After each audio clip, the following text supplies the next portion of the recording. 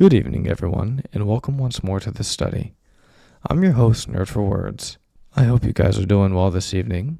It's going to be another short one.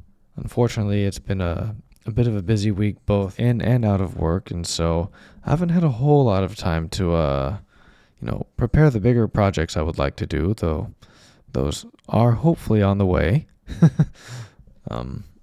But just the same, I like doing these short little ones as well. Just going back and revisiting, revisiting the works of Edgar Allan Poe and reading scary stories and doing the simpler content. I'm hoping tomorrow to maybe, if I'm able, get Little Nightmares going again. See if I can, survive. I am so bad at that game. Oh my god. Yeah. Before I depress myself any further, God, it was abysmal. So before I, fall into that little pit of despair, let's dive into a completely different one with Edgar Allan Poe's The Conqueror Worm. So, with that being said, make yourself comfortable, put your feet up, help yourself to a drink, and let's get into it, shall we? This was a poem I always avoided when I was a child because, I'll just be completely honest with you. I hate worms. I despise them. I detest anything even remotely worm-like, with the exception of snakes. I can't stand them. And so, and I had a wild imagination as a kid. It would run so rampant with so much grotesque imagery, right? And so anytime I heard the term Conqueror Worm, damn it, that rhymed. Anytime I would hear it, right, I would always just picture like this giant coiled worm, like sitting on a throne with almost like the worms from Tremors, like the giant cylindrical bottomless maw of, teeth and, oh God. It had like a giant disproportionate crown on its head, and you would think with as much imagination as I had, I'd be a successful writer, but no. Unfortunately, not a whole lot of faith in my own creativity.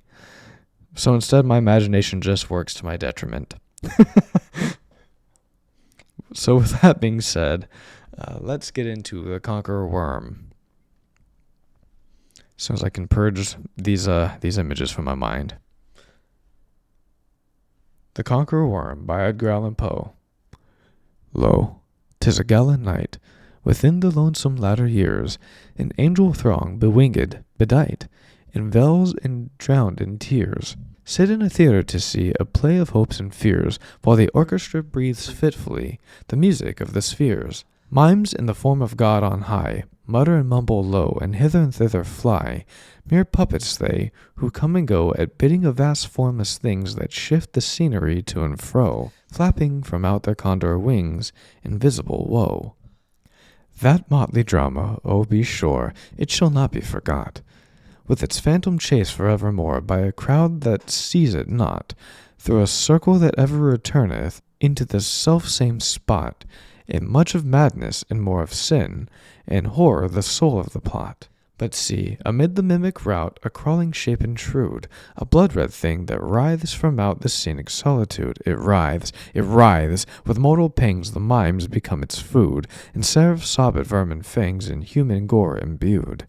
Out are the lights, out all, and over each quivering form the curtain, a funeral pall, comes down with a rush of a storm, while the angels, all pallid and wan, uprising, unveiling, affirm that the play is the tragedy man, and its hero the conqueror worm. Again I say, no thank you. And now, to cheer ourselves up a little bit, let's go for something a little more uplifting with Annabel Lee. Right. Uplifting, he says. Annabel Lee by Edgar Allan Poe. It was many and many a year ago, in a kingdom by the sea, that a maiden there lived whom you may know by the name of Annabel Lee. And this maiden she lived with no other thought than to love and be loved by me. She was a child, and I was a child, in this kingdom by the sea, but we loved with a love that was more than love, I and my Annabel Lee, with the love that the winged seraphs of heaven coveted her and me. And this was the reason that long ago, in this kingdom by the sea, a wind blew out of a cloud by night, chilling my Annabel Lee, so that her high-born kinsman came and bore her away from me, to shut her up in a sepulchre in this kingdom by the sea. The angels, not half so happy in heaven, went envying her and me. Yes, that was the reason, as all men know in this kingdom by the sea, that the wind came out of a cloud, chilling and killing my Annabel Lee. But our love, it was stronger by far than the love of those who are older than we, of many far wiser than we. And neither the angels in heaven above, nor the demons down under the sea, can ever dissever my soul from the soul of the beautiful Annabel Lee. For the moon never beams without bringing me dreams of the beautiful Annabel Lee, and the stars never rise but I see the bright eyes of the beautiful Annabel Lee. And so, all the night tide, I lie down by the side of my darling, my life and my bride, in her sepulchre by the sea, in her tomb by the side of the sea. So that's nice and chipper. With that being said, I hope you guys have enjoyed tonight's story time. And yeah, I don't have a whole lot to say in closing, other than be on the lookout for some more more Spooktober content. It's been fun doing it so far, and I'm looking forward to next year already. Hopefully, with any luck, maybe the channel will grow by that point, and maybe I'll have more means to do better, more ambitious projects in the coming year. I don't know yet, but it would be fun. It's fun to at least plan and think about, you know?